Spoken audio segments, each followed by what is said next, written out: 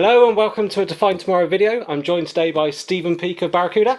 Hi, how you doing? Yeah, not too bad. So the title of this video, we've tried to come up with some names that are a little bit of interest, and it's "What on earth is a WAF?" And actually this came up in our conversation.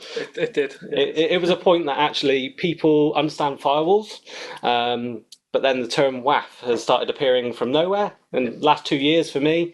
So we wanted to kind of displace some myths, help people understand what one was, and then ultimately what Barracuda is doing in this space. So over to you, really.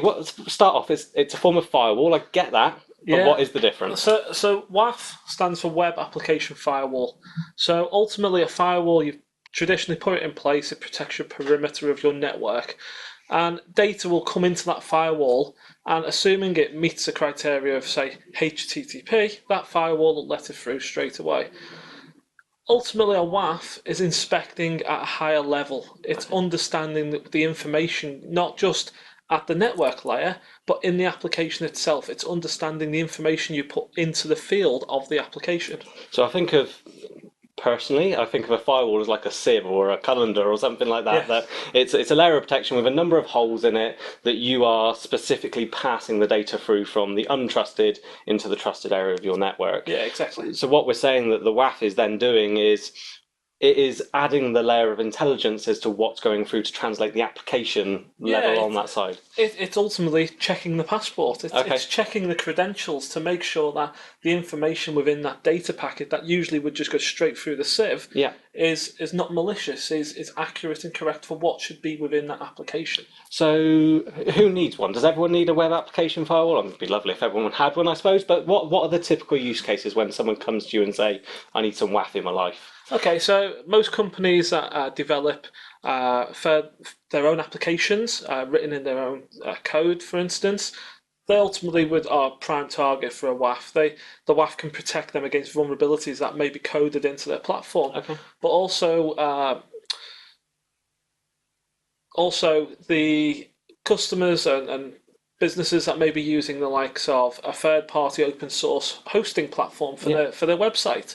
That hosting platform potentially could have vulnerabilities they're not aware of, and so putting the WAF in front of that ultimately protects them against those vulnerabilities until the patches are released by the company. Fantastic. So this is about sort of understanding the applications that you're using inside in your business, or not inside, but the ones that are translating to external communication, understanding the risk factor that is on there. So if you've got something like Office 365, maybe you can accept that Microsoft are protecting that and patching it to a certain level. Yes. But maybe if you're using something else that's a little bit older or you've developed yourself, thinking actually what is the risk of there being an exploit available that someone could interact with and break inside this application. So a prime example with that is, for instance, if you've got an application that can't support HTTPS, so securing your data coming out of your web application, if you put a web application firewall in front of that, then ultimately you can make that secure connection and instantly make your insecure application secure.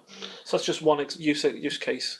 And so Barracuda are doing some very different things in this space. I understand that your relationship with Microsoft and Azure has skyrocketed because you jumped on that bandwagon quite early and made your appliances available in their store. Correct. But one of the things that I was really pleased to see not that long ago now is you're even simplifying this even more in terms of how to adopt a WAF and the methods that are available. Maybe you can go into sort of WAF-as-a-service and things like that. Yeah, sure. So ultimately deploying a WAF is quite a complex task. You have to understand the application. You have to understand what you're trying to defend against. Barracuda have identified this as an issue of going to market really and understanding how businesses can speed up that deployment. So bringing WAF-as-a-service into play means we've got a simple 5-step process to get the WAF-as-a-service deployed in front of a customer's web application or website. It's designed with a simple interface, but we haven't removed the features that the customer may want to get access to. But it's an on-demand feature, if you like. So we can start with the basic. Start with the basic, get complex if required. And that ultimately removes deployment. So that takes a deployment of potentially a day, say, down to approximately 5 to 10 minutes to do the basic deployment, which is really, really quick and efficient. And then on top of that, we can either buy that as a hardware appliance, virtual appliance, or as a service model. Yeah, correct. So Barracuda do pretty much every service we deliver as either a hardware, virtual, software as a service, or up within Azure, AWS, and G-Cloud. Fantastic. So it's about identifying your applications, understanding the risk. If you identify a risk that can't easily be managed or patched or maintained by the manufacturer, maybe, then let's have a look at introducing a WAF instead. Specifically, if we're developing something internally, we just haven't got the man hours to go through tranches upon tranches of testing continually, because things are changing over time. Exactly. We can then look at the services, that as a service being quite an attractive option. 5 to 10 minutes, we could get an initial configuration up and running, and we can mature it over time.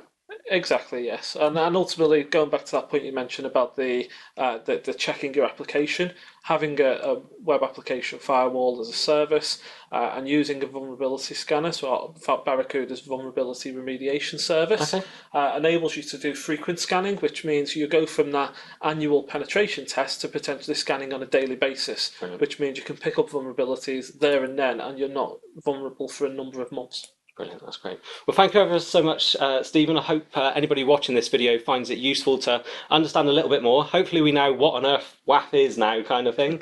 Any more information, check out computerworld.co.uk. Thank you.